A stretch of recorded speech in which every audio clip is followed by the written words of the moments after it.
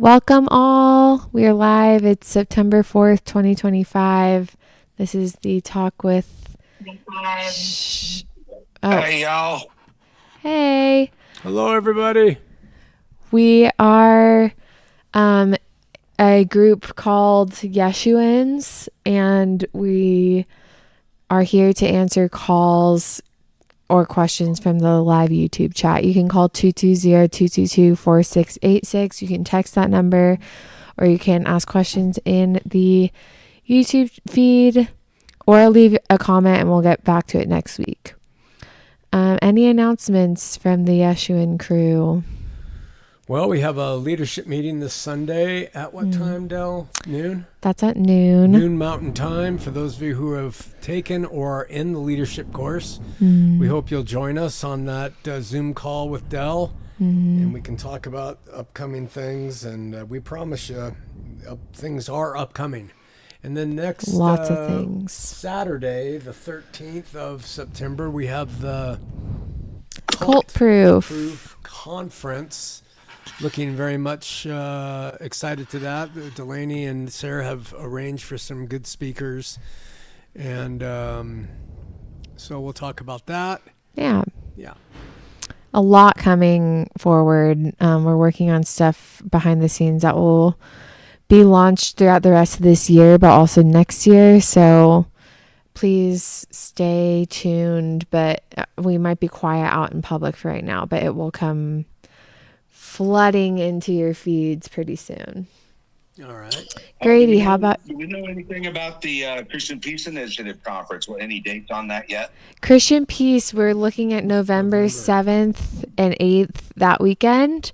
We haven't extended invitations just yet. We should probably get on that. Just to think out loud, though, I'm actually thinking of just doing the whole same exact lineup as last year.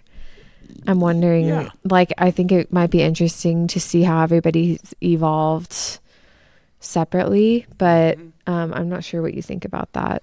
I think it's good. I think we ought to have the same speakers come forward. Yeah, people who maybe we, if the speakers agree to call themselves Yeshuans, it's our first sort of Yeshuan conference of sorts, but yeah. All right. I got an email from a man named Jeff. We have different Jeffs, you guys. This is Jeff H. And he listened to Sunday's sermon where I did something that I don't typically do. And I talked about the way I interpret and see the world as a man in my flesh.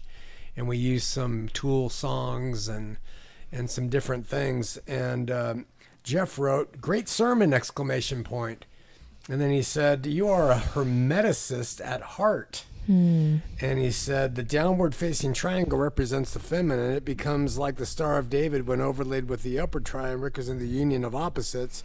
Look up the Theosophical Society's logo. You're tapping into the collective unconscious synchronicity, which is straight up from Jung." And I just want to comment on that. I do personally relate as a man from the spirit of man to the collective conscious. I do believe there is a realm from the spirit of man that exists. It's not provable.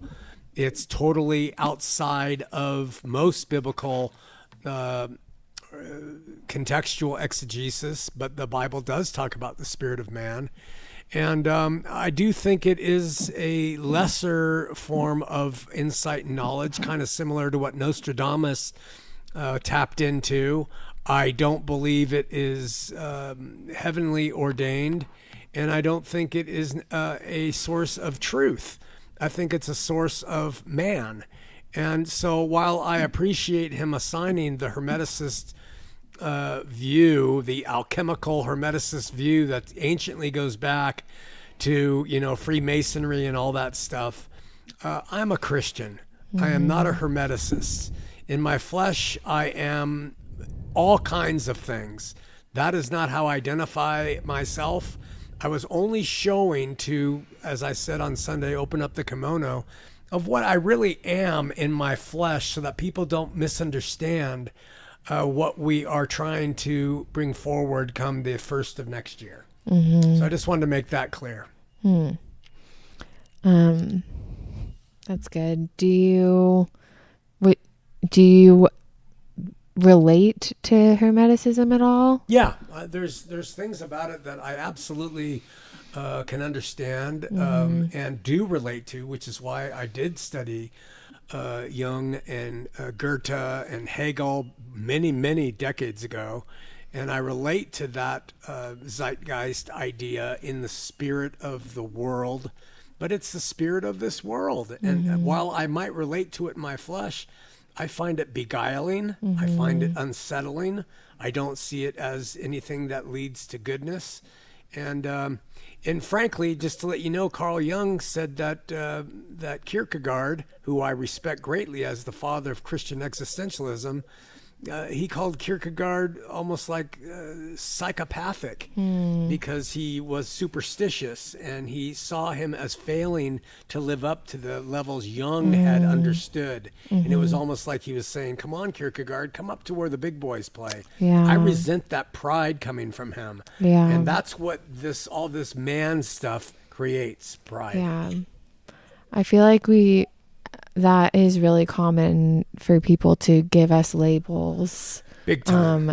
Because they're coming from a certain corner of what we relate to and just labeling us as that.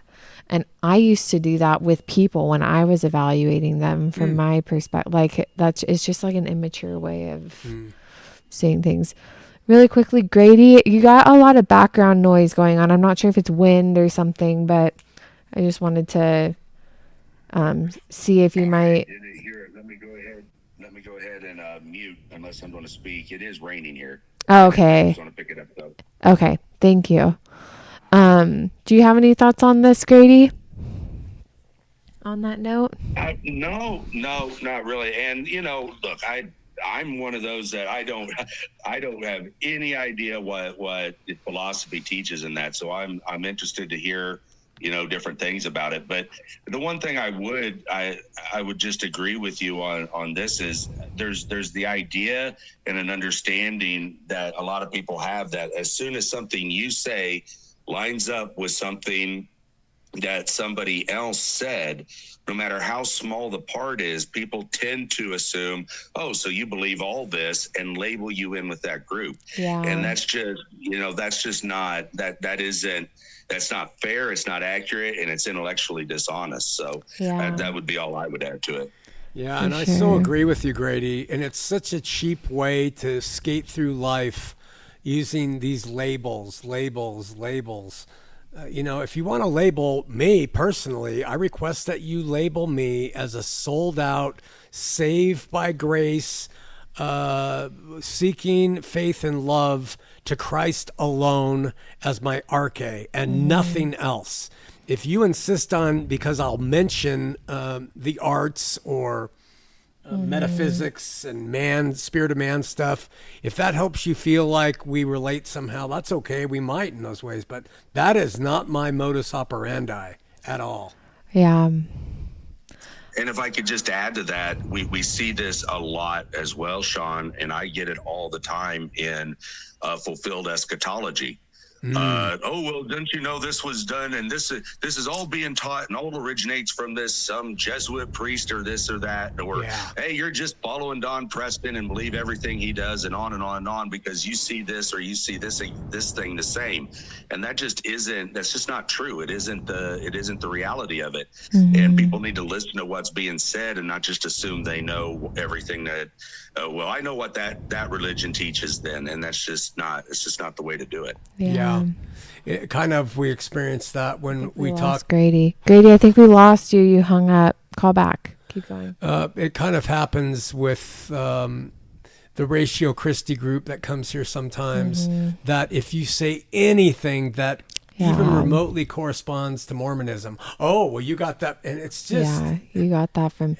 People don't. We could label what this is. Hasty generalizations, I think is what they call it in rhetoric courses. Hasty generalizations. Yeah, that makes sense. Did we lose Grady? Yeah, I'm calling him back. I just don't think that people ever hear you.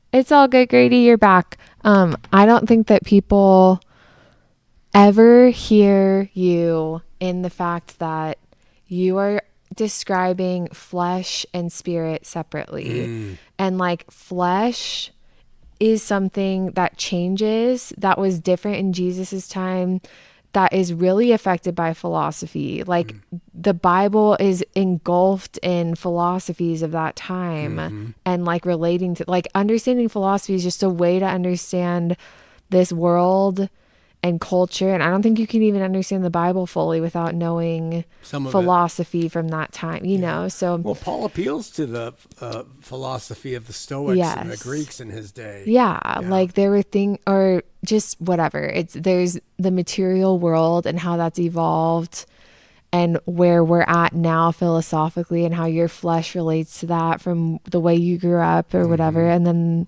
there's the spirit, and there's the separation of those, and no one really acknowledges that you have that spirit side when you're talking about the flesh things. And Good it's point. the same with Grady. Like if you're talking, like, I think fulfilled eschatology is as much in the sort of quote unquote flesh realm of just like knowledge about something, and they compartmentalize you. Yeah, and Grady's right. We had a comment from the Linda Kreutzner or whatever, who said, "When did you become a disciple of Max King?" I don't even know who Max King is. It's so insane. Everyone just wants to make themselves look like they know the origin so they can write you off. Yeah. And I think, that actually is going to bring something up that I would, often see, and I think it's worth addressing. And that is, I think a lot of times we actually look and we end up associating our understanding by what we believe. So I'm a Baptist, therefore I've got it all figured out. I know the Baptist religion, therefore I know what I am and everything I believe. And that's how many people associate themselves.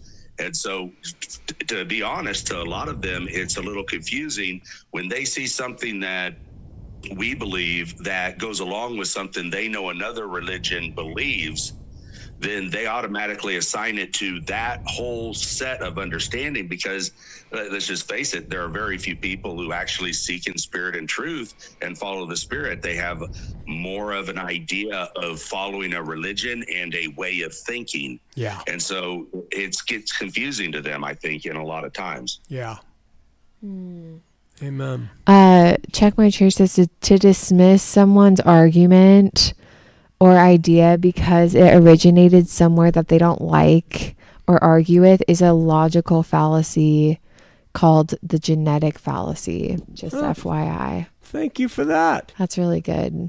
Love learning those types of things. I know. I am a genetic fallacy. Well, I'm a genetic it's true. walking contradiction. It's like everything came from somewhere before that. It's like, where do you start with Max, whoever is not the originator of the thing that... So crazy. We all stand on the shoulders. Okay. Let's answer some questions. All right. We had several in the Great News Network custom GPT. Someone's asking about 1 Corinthians. Okay. They were already asking about that before, right? Is it the same person? Maybe. They started with in 1 Corinthians 15:51. Oh, I think we covered that last week. No, it was the day after yesterday. I think they're still studying it, though. They said, what is the trumpet? And then after that, they said, what does 1 Corinthians 15:56 mean? So do you guys want to address these? All right. Oh, my goodness. Well, I'll cover 56. Grady, you cover the trumpets.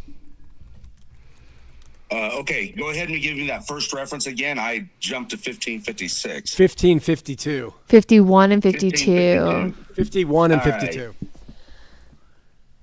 This I say, brethren, that flesh and blood cannot inherit the kingdom of God, neither doth corruption inherit corruption. No. That's 50. No, Behold, I show you a mystery.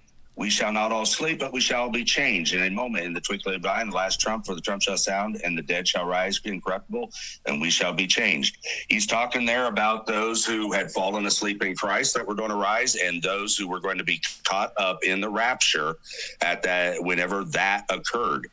And I think this is one of the primary passages that should give everyone an understanding that there was going to be a rapture. There was going to be something where they were physically changed and brought into that spiritual realm. And that's something that most preterists argue against. They say there wasn't going to be a physical rapture.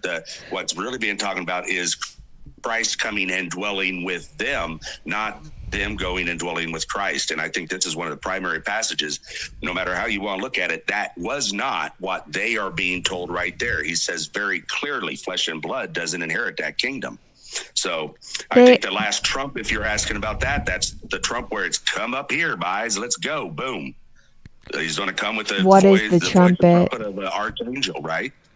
Yeah, it says what is the question is what is the trumpet? So the trumpet sound of Christ coming to bring his destruction upon Israel, take his bride, bring that destruction, and tarry there during that destruction where they rule and judge with him, and Israel is punished for they received the whole law, everything that was promised and to come to them, that utter destruction. So that is his coming in glory at the trump, where he comes with all the holy ones. And the reference to the trump is a trumpet, not Donald Trump. And the Jews, Grady could teach this far better than me, but they had trumpets that they would call people to arms and call people to meals and call people to pray, I guess. They're trumpets. And in Revelation, it talks about the trumpets that are blown. They actually are like signals. Burr, burr, burr, burr, come eat. Burr, burr, burr, burr, attack. Whatever. And so that's the reference there about that last trumpet being sounded from the heavenly realm. And that's when all the final things are going to happen. So it was a normal thing for trumpets to be used just in culture. Absolutely. When there was a sound of going to battle, when there was a sound of rally, come here, come to protect, and that's what the trumps were used for. And then to go on to the second part of the question, Paul continues and he says, so when this corruptible, meaning our bodies, the dead bodies that are going to rise from the grave, or the live bodies that would be changed in the twinkling of an eye, shall have put on incorruption. That's that resurrected spiritual body we talked about last week. And this mortal, the bodies that we're in now, shall have put on immortality. Then shall be brought to pass the saying that is written, death is swallowed up in victory.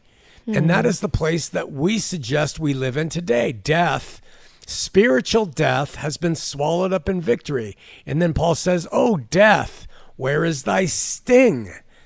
Because when someone died prior to Christ, there was a sting in the death, because they would die and they would go to Sheol and they would be separated from God. O grave, where is thy victory? He asked rhetorically in 55, meaning the grave, how are you holding anybody anymore? And then he summarizes it by saying the sting of death is sin, meaning sin kept us alienated from a direct access to God prior to Christ. So he says the sting of death is sin. The strength of sin is the law. And I love that last line, because people don't realize that is where sin lies, in laws that we impose upon each other, or that religions impose upon us. And then he just concludes with, but thanks be to God, which gives us the victory through our Lord Jesus Christ. Yeah. Thank you. You're welcome. Any follow-up, Greg? I would just make one reference here concerning the first part of the question in the Revelation 11:15. It says, and the seventh angel sounded, and there was a great voice in heaven saying, the kingdoms of this world are become the kingdoms of our Lord and his Christ. He shall reign forever and ever. And so that's also said that it's to be the seventh trump, which is the last. Very nice. That ties it up very nicely. There you go. Yeah. Okay, so now we're in Psalm 102, 25 to 27. They say, what is this, or does this mean that the world will end, that there will be an apocalypse where the earth itself is destroyed? And then it also says which passages affirm the world itself will not be destroyed, as mentioned in the second to last paragraph. So On the the AI's psalm answer. says, I said, oh my God, take me not away in the midst of my days. Thy years are throughout all generations. Of old thou hast laid the foundation of the earth, and the heavens are the work of thy hands. They shall perish, but thou shalt endure. Yea, all of them shall wax old like a garment, as a vesture shalt thou change them, and they shall be changed. But thou art the same, and thy years have no end. Well, if you read that with just English mind, you say, oh, well, they shall perish. What shall perish? Thou hast laid the foundation of the earth, and the heavens are the work of thy hands. They're going to perish. And so dispensationalists say, that's right. It concords with Peter when he says everything's going to melt away, right? But the reality is he's talking about the foundation of the former earth under the law and the heavens that are the work of the former law, the heavens that were made for the nation that God built. They will perish, meaning the former law environment will perish, but you will endure. All of them shall wax old like a garment, meaning all the old former covenant under the law, that heaven, that earth, as a vesture thou shalt change them, and they shall be changed, meaning he's going to change from the former covenant to the new covenant. And that's why he says, but thou art the same, and thy years shall have no end. So.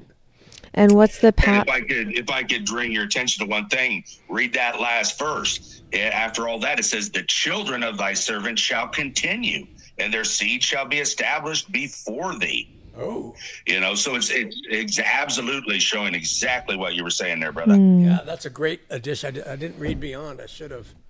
And what's the passage? Is there a passage that articulates that the world will not end? You've referred to that before. Well, it's a little spurious because it does come from Solomon, but it is in the first chapter of Ecclesiastes. And let me just turn to it really quickly. I'll read it to you. And it's one of several. Not several, but a few. And it says,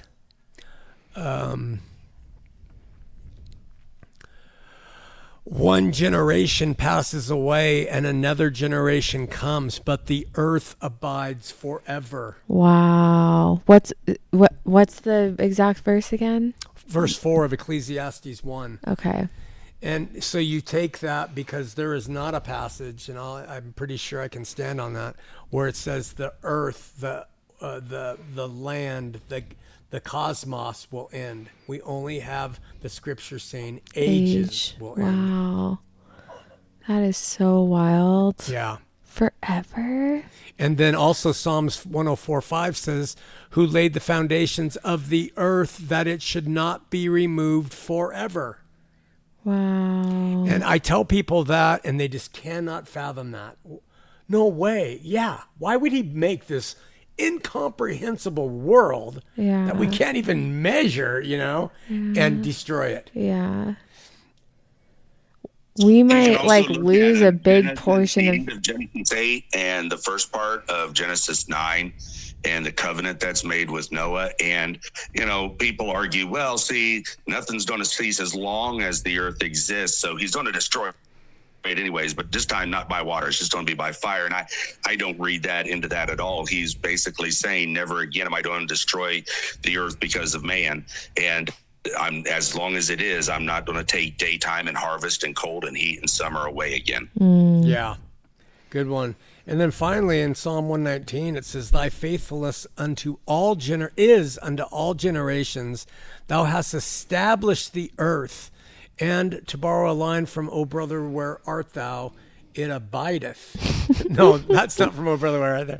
That's from, what's the one with the guy's the dude?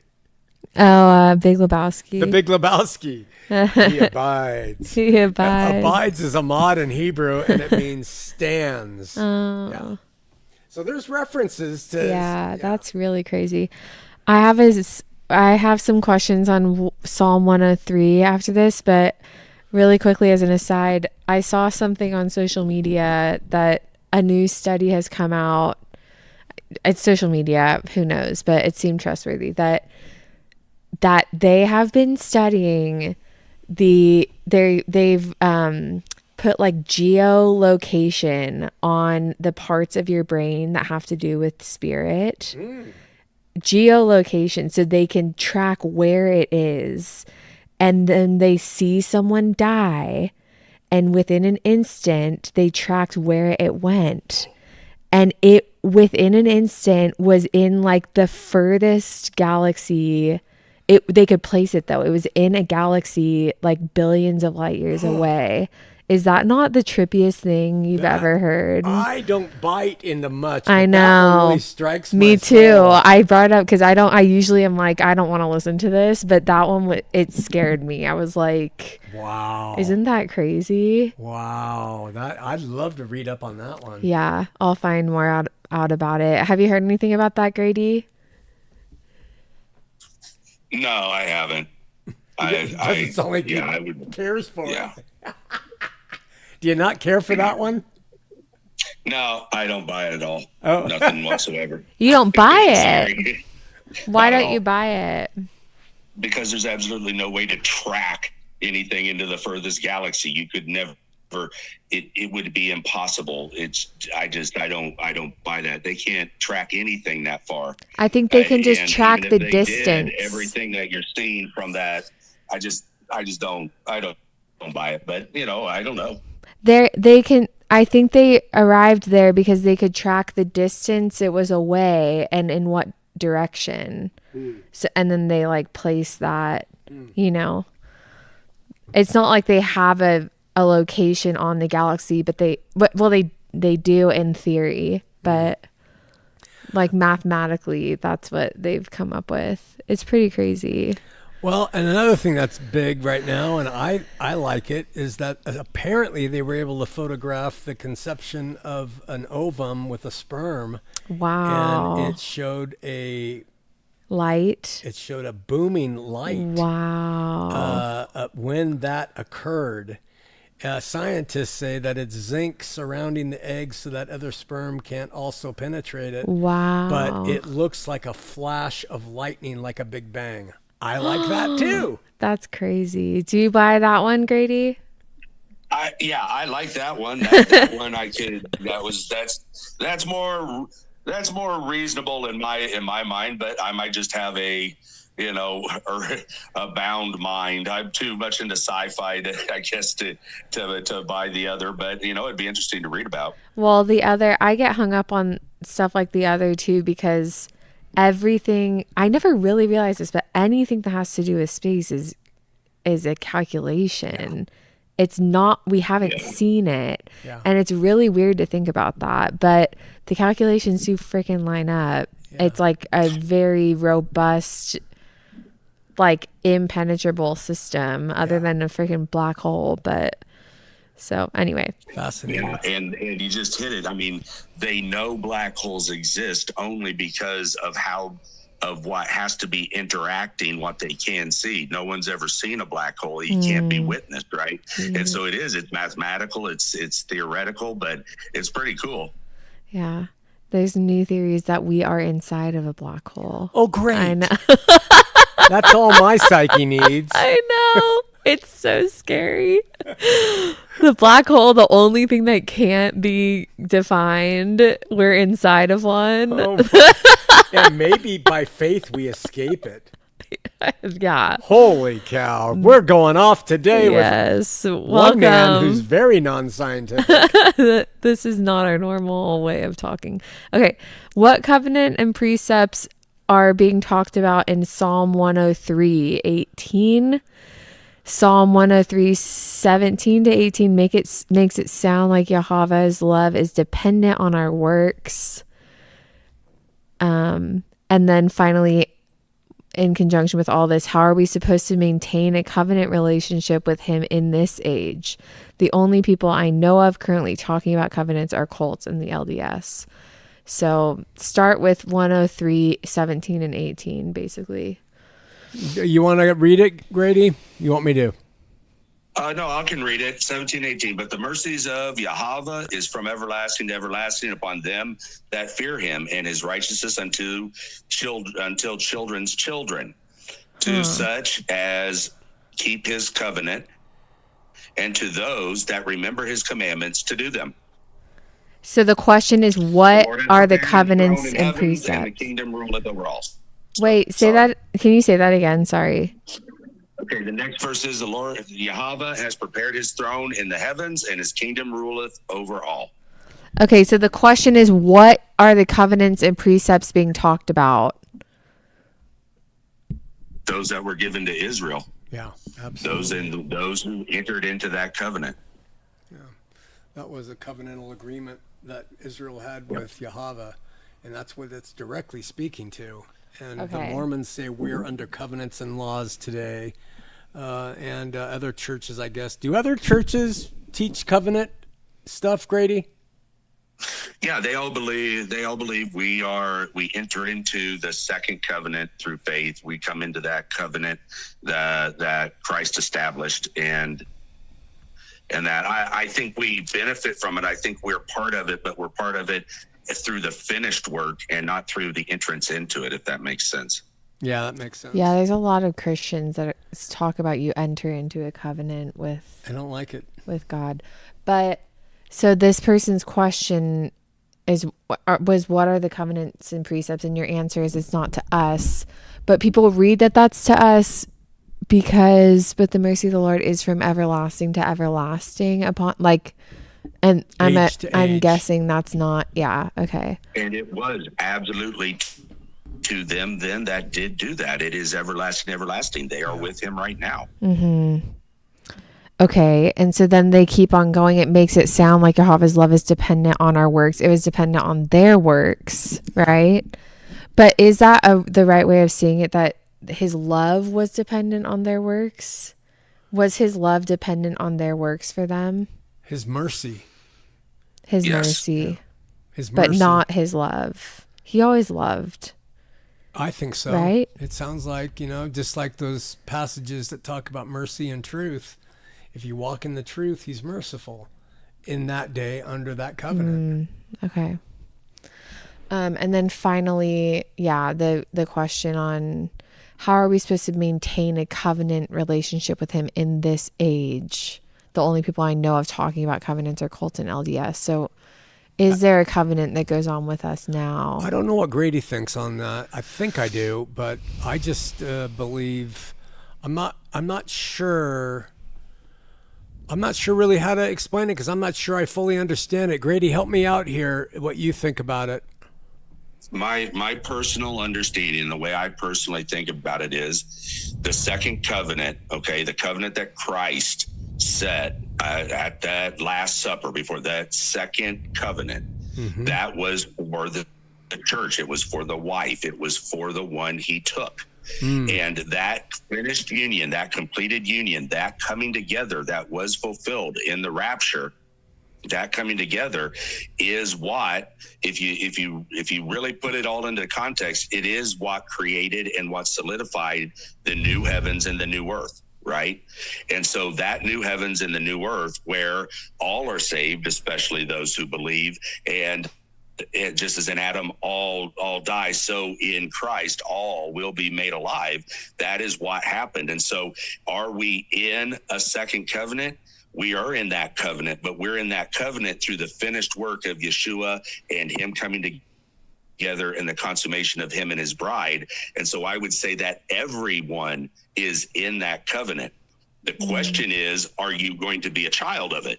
In other words, let me put it this way. This is the way I see it anyways. You can have a child. I have a child, and one of my children does not live here with us anymore. Okay. That child who does not live here with us anymore, she does not enjoy the benefits of those children who do. She's still my daughter. She's still my flesh and blood. She is of the covenant union of me and my wife. She is part of us. She's our child. But she is the one who at this point chooses not to be here and enjoy the benefits of living in our presence. Now, I don't hold that against her at all. That isn't a negative on her, but it's just to use as an example. Just to let you know, the LDS speak of children that are born in or under the covenant. And what that means to them is their parents have taken on temple covenants and contracts.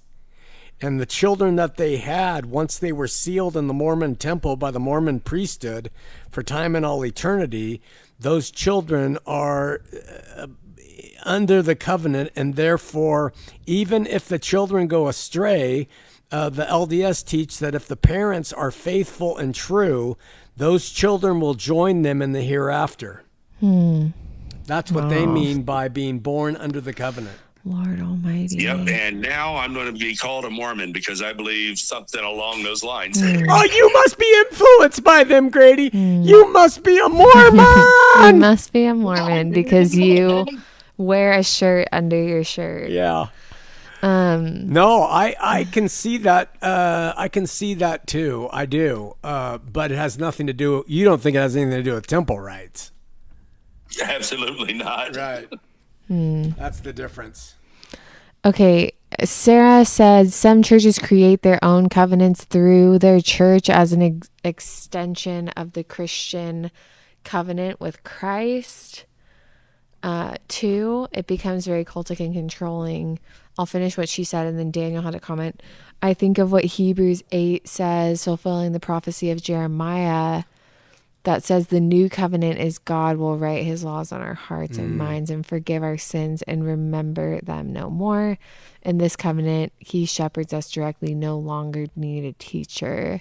Some Calvinists believe their children are elect because they are.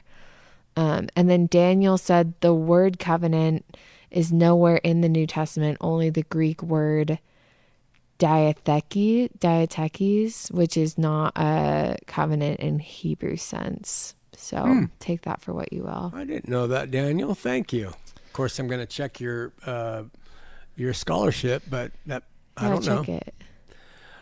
Go ahead. I got to put him in here. No matter what he's saying about that, that's incorrect. All you have to do is look at the Last Supper, and that was most definitely, by any Hebrew standards, a covenant being made. So, I mean, and also it is in the English translation, covenants all over the apostolic record, but diatheke is a disposition, a contract, a covenant, a testament. And so it does translate really clearly, I think, to the Old Testament use of the word. And I don't think you're correct there, Daniel.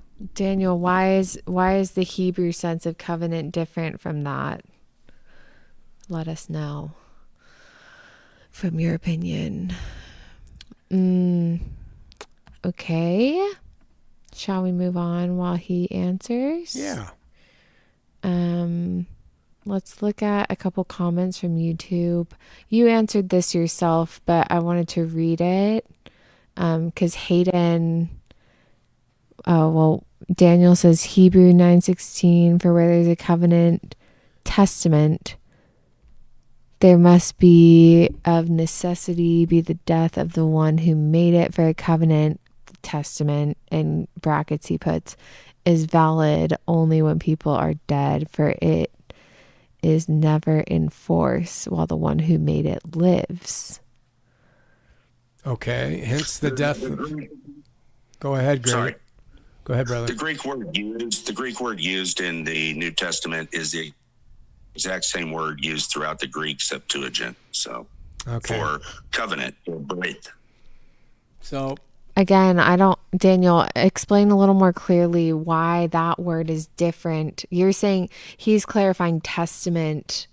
Covenant should be testament in those moments, but testament, covenant, diatheke, all of them are the same. So our perspective is that these are the same and that the Hebrews would have seen them as the same. So how do you know, Daniel, that the Hebrews were seeing it differently? Right. That's the information we're interested in. That's what he led with. Yeah. Yeah. It's not the Hebrew. Okay, Hayden says, my next question, Hayden's the one that isn't sure what to do about his family. He can't stomach going to church anymore, but they want to. And what do you do with your integrity there? Our Grady and Sean's advice was to go and, serve your family and make them happy. Don't fight it. He said, my next question is about how to cope while I'm still there for my wife's sake. I'm in a small Bible study with men from the church. It's becoming obvious to them that I don't want to be pulled into all the extra programs. Prayer, mornings, men's nights, membership. The pastor is constantly texting me links and invites. It honestly feels more like sales and shepherding. Right now, my way of handling it is just to act busy so I don't have to get involved. But I'd love your advice on how to wisely navigate this season, staying present for my wife, but not being drawn into the system. I responded to that question online and just simply explained, next time he calls and says, how come you're not doing the men's group?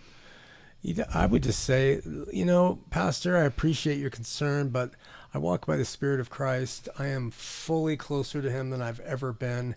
And I just don't find the need to participate in any of those things any longer. Mm-hmm. And then judge his reaction to that. And you'll be able to know more about him. If he says, well, you're going to go to hell, or you're failing, then the guy's a legalist. Yeah. If he says, well, I can appreciate that, carry on, brother, then you got a pretty good pastor. That's what good. I said. Yeah, that's good. I have a guess on which way it will go. Yeah. But yeah. Grill Master, how long did it take to translate the Dead Sea Scrolls? How old are they? Oh, geez. Do you know, Grady? Well, they haven't all been translated. There's many, many of them that have not been translated at all. And they found the Dead Sea Scrolls through the 40s and through the 60s. In fact, they still keep finding others in different caves, and that is to the best of my knowledge. But they were around in the 40s, late 40s is when they first found them, and they've helped give a lot of information about clarification to Greek words and even Hebrew understandings that we didn't know. In other words, they had ideas of what this meant, and with the knowledge they've gained through the way the Greek was in those scrolls, and that they've been able to identify a lot clearer different meanings in that. But with all that aside, they have not all been translated. There's some people who claim they have. You can get English copies of the Dead Sea Scrolls, but when I say they haven't been translated, it's not so much that they don't know what they say. It's that it's hard to, there's a lot they don't even know where they come from or what they're related to. Okay. So basically, they found them 70 years ago, roughly late 40s, and they've been finding them ever since. Amazing. Do you know, were those written by the Essenes, do they think? Yeah, some of them were, some of them weren't. They were all, the belief is they were all safeguarded by the Essenes, but not necessarily all of them were written by them. I see. I want to bring up a fly in the ointment to hear what you all think. You may not know about it. You should, not should, but you might, because it's been around a while. But I had a lady come up to me last week and say, oh, they've made some really good advances on the Shroud of Turin. I am so convinced that is the cloth that covered Christ. And they do these dog and pony shows, and they go around to churches, and they talk about it, and everybody gets frothy. But I just don't buy it, because we're supposed to live by faith. And I don't know why we love to see these things like the Shroud of Turin. And I remember back when I was in the School of Ministry, somebody showed up one day with like donuts and coffee for everybody, because he said they found the Ark in the mountains of Sinai, and they truly found it. And none of it, this stuff is really being validated. I don't know why faith isn't enough. Opinions on the Shroud of Turin and these material evidences that people are glomming onto more and more. Grady. Well, where was the cloth that was on Yeshua's face? It was folded up neatly, set aside, wasn't it? Yeah, that's right. So now you have a cloth that, this covered his face. Well, we know that, at least biblically, that wasn't what had occurred. So you've got an issue there. But I think man always seeks something tangible. Yeah. And like I mentioned a million times, you can make the Bible into an idol. And many people do. Yeah. I can't see it as anything else.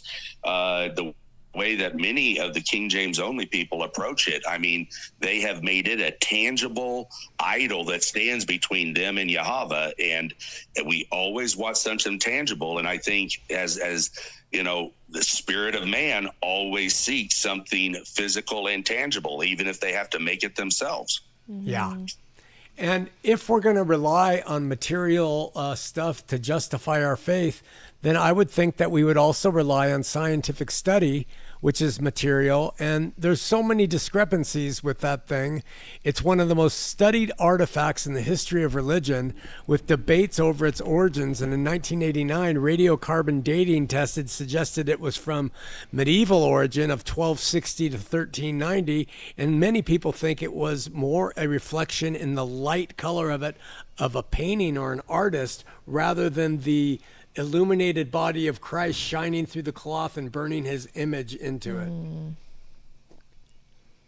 Yeah, I feel like I can't help but always see these things as coming down to people not allowing the Bible to just be in the past and like stay there.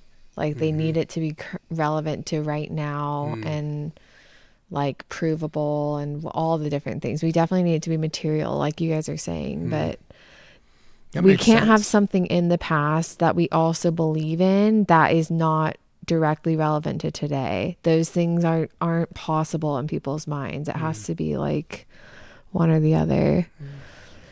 Sarah, that's the thing. I've never really understood the fascination with that, though.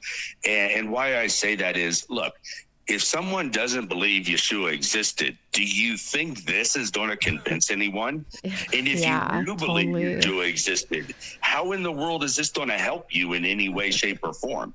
It's just, I've never understood the fascination about this particular thing. Well, I feel like the question is like, why do you guys believe in the Bible? Like, you have to believe there's some sort of historical backing to it having been a true set of documents. Well, that's one factor that I use. It did come from a place that's genetically proven, geographically and geologically proven, linguistically proven, and all of those things.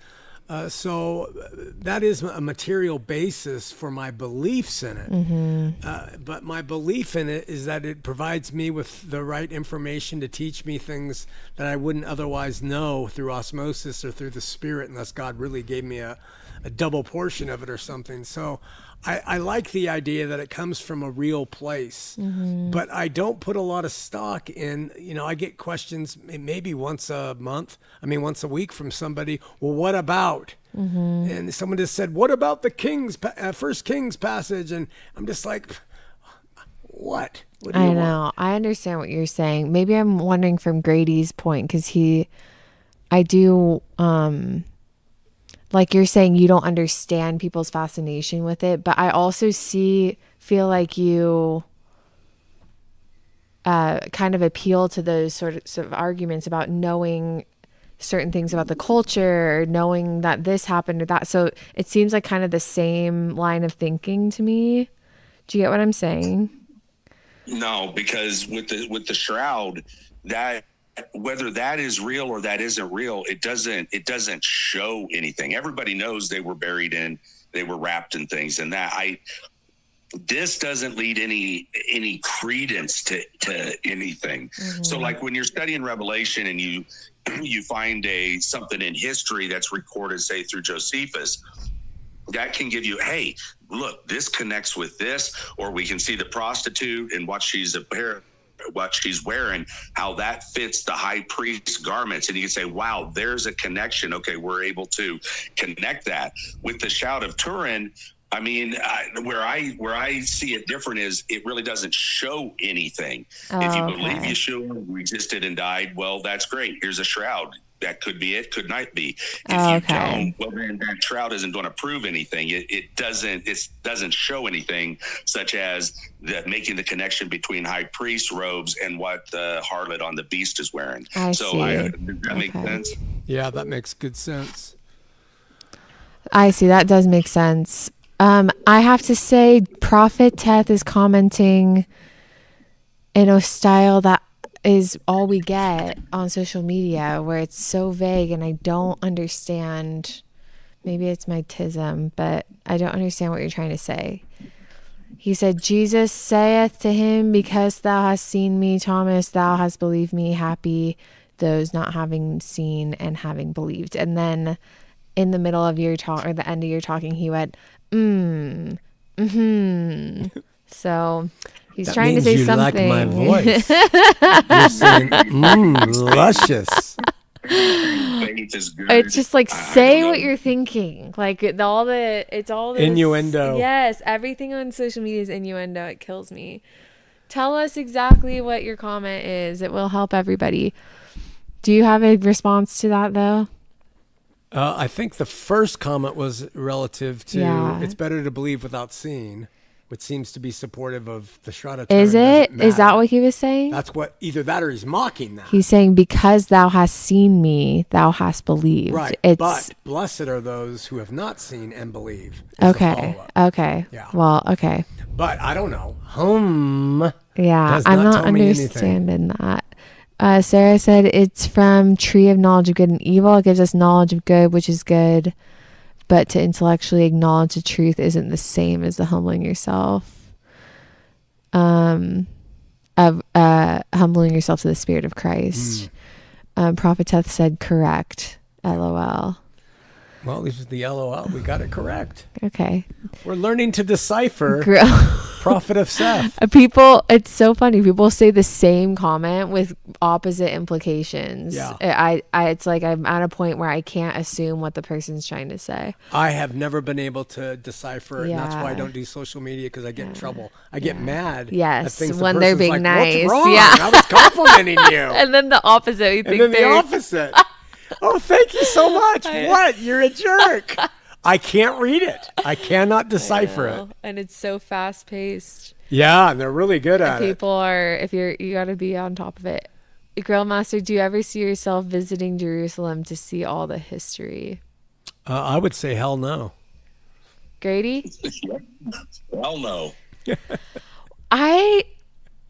I kind of would do it. Yeah? Well, Not it's just not to see the wrong. history. It just is a beautiful country. Oh. I don't know. This way of working is very human. To Mm-hmm. be like, the Shroud of Turin was on Jesus. That's crazy. Mm-hmm. I want to see it. Like, it's very human to think that way. I get it. Very human. I get it. Human is the opposite of faith. I get that too. It's not the point. I don't want to go over there for the simple reason I have asked maybe 3 people who have gone over there, and none of them have been really happy. Oh, well. Yeah, they've all said it's a show. Well, that could be true. It's probably a commercialization Yeah. of this. That could actually be depressing. I could see that.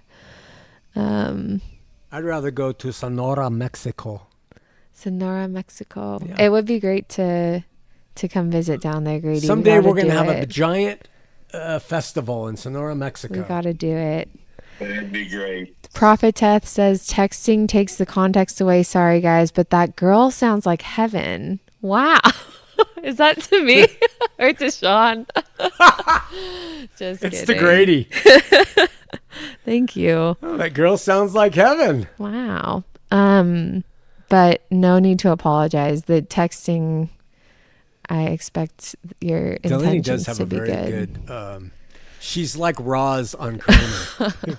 Kramer. It's not until you. next It always caller. feels like you're mocking me when you do I'm that. not. It's a beautiful sounding voice. It's very. It's really nice. I agree. I'm not mocking you. I'm just pointing. There is a humorous side I'm not to it. trying to talk like Yeah. that because I'm on a microphone. No, it's just your way. Okay. 12:57. Any last thoughts?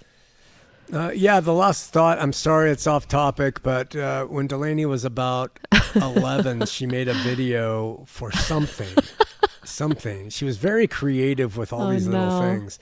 And I really didn't know her that well. I'm ashamed to admit. She was kind of an enigma. She just kind of wandered around staring at you, and you didn't know. I still get that comment. And anyway, she made this video, and it broke my heart because when she narrated it, she said, "Hi, Dad." It was like that. "I just wanted to make this video for you to celebrate your birthday." And it was so effing sweet. And I didn't realize that was your little spirit. Aww. Yeah, it was beautiful. Definitely. Yeah. Weirdo spirit. What do you have to wrap us up, Grady? Oh, nothing as heart-wrenching as that.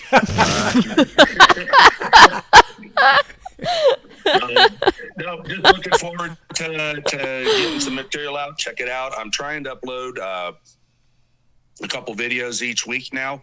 We're also working on making them in Spanish as well. So it's taken me a little longer than I thought to do the Spanish aspect of it, but keep checking it out and be expecting more to come. So much more from Grady, from Shawn, and from me.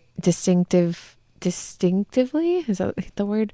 And from Sarah too, who's in the chat. Next week, please tune into the Cult Proof Conference next weekend, September 13th. Really great speakers and keynoted by Sarah. And I also want to give anybody out there who's industrious and an entrepreneur a great idea. But if you want to make a fortune, make robes with the Shroud of Turin imprint on the back of it. We could offer those at Yeshua at churches around the world. Hippies and goths would be wearing those. They things really in the would. street. That would strike a fashionable chord at the moment in the world. Christians would be renting their clothes over the blasphemy. We should make those. I'm gonna make one of those. I'm taking it on. As long as Grady will wear it, you make it. Grady, will you wear one? Oh Lord, no. I love that. Well, come on, walk around Mexico, toting in an A-shirt, a wife beater T-shirt, the type of T-shirts I wear, the A shirts. Yeah, well, maybe I'd wear it then. If Grady was wearing a wife beater with a Shroud of Turin robe, toting a big gun in Mexico, he'd be Mexican Tony Soprano. There you go. That'd be great. Okay, well, thanks everybody for tuning in. Short but sweet. Thanks everybody. Short but sweet. Yeah, we'll see you next week. Come to the conference. Love ya. Love y'all.